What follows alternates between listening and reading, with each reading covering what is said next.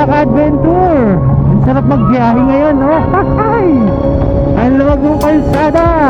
Ayan, kung mapapansin nyo, ang luwag dahil lahat sila nasa probinsya. Hay! Kita nyo naman, no? Pero kung lumuwas kayo ng Wednesday, last Wednesday or Thursday, ayan, yan, ang daming tao, no? Traffic. Kahit sa NLEX, SLEX, ang daming tao niyan, panigurado, no? Daming sasakyan, ayan. So, ngayon tayo mabiyahe, no? Papuntang probinsya sa bayan ng Alaminos. Ayan.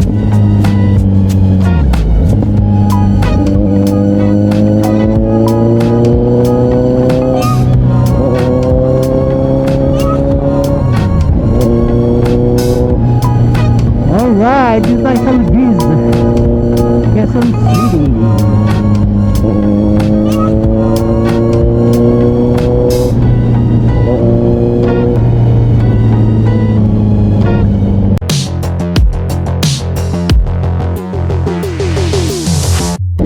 So ayan mga ka-adventure, makikita nyo naman, no, kahit saan tayo pumunta, no, walang traffic. Ayan, dito tayo sa Kalayaan ngayon. Napakaluwag ng daan. Hindi ko alam sa NLEX or SLEX kung maraming sasakyan. Ayan. So, alright, bumiyahe ngayon. Walang traffic. Hahay. Dito na tayo sa Congressional Road. Wala pa ring traffic. Yan, no? Ang luwag ng kalsada, mga ka-adventure. Ay, sarap bumiyahe pag ganito, no? Solong ang daan. Ayan. Although hindi naman tayo magmamabilis, no? Dahil kung makikita nyo ang takbo natin, no? 70 to lang, what are you talking about, man?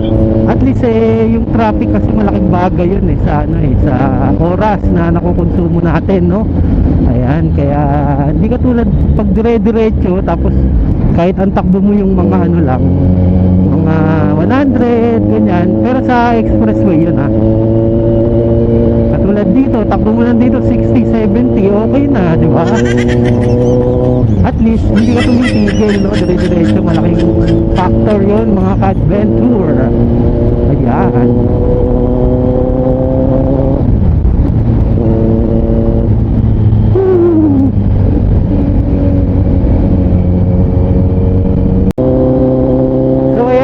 Adventure, dito na tayo sa Mindanao Avenue.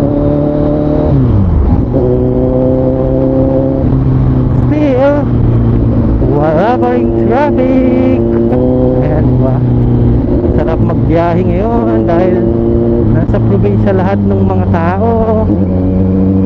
Right. Kaso ang pag-uwi, yun ang pag-uwi natin. Kahit nakamotor tayo, mata-traffic pa din tayo. Huwag na tayo sasabay sa sa uwian talaga. For example, Linggo. Ayan. So, and Lunes. Ayan, panigurado. Traffic yan, mga ka-adventure.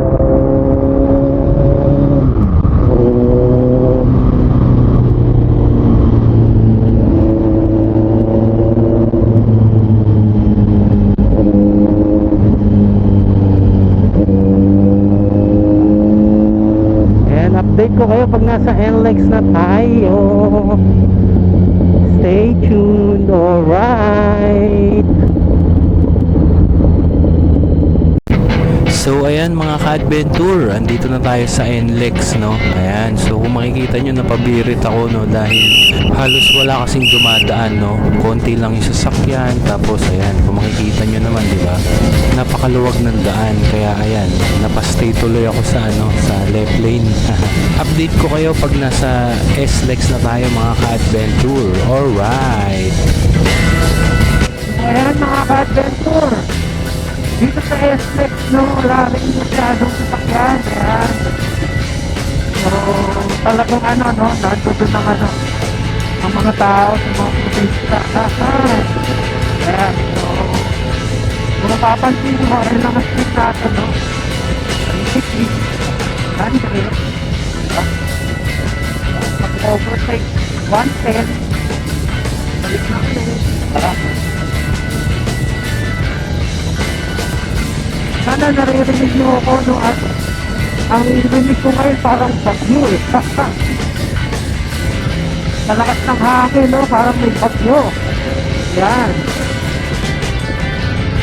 Yung cellphone ko, no? Mahulog na kaya, no? Itigil muna tayo, no? Sa gasolinahan na yan. Alright. So ayan mga ka-adventure, tayo'y magbabalik. Hi. Dito na tayo sa Manawag, no, mga ka-adventure. Ayan, so hindi ko na masyadong na-video yung ano natin, no, yung T-Flex. Ayan, kasi ano high speed na siya, no. Ayan, so wala ring dumadaan mga ka-adventure, no, na ano na sasakyan. Kaya mabilis tayo, no. Actually ano 2 hours and 15 minutes ang ano. Ito, 2 hours and 15 minutes tayong nagbabiyahe, no. Simula Pasig hanggang dito sa ano, Pangasinan sa Manawag, no. So, depende sa speed nyo, no. Kung ang speed nyo mas mabilis, mga nasa 160, 180, no.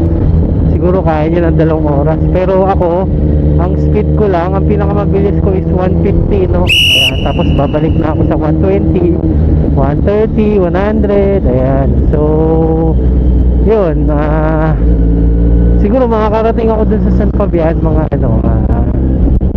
6:30. Ayan, hindi, 6:27 na, pero advance to no. Advance tong relo ko mga ka-adventure.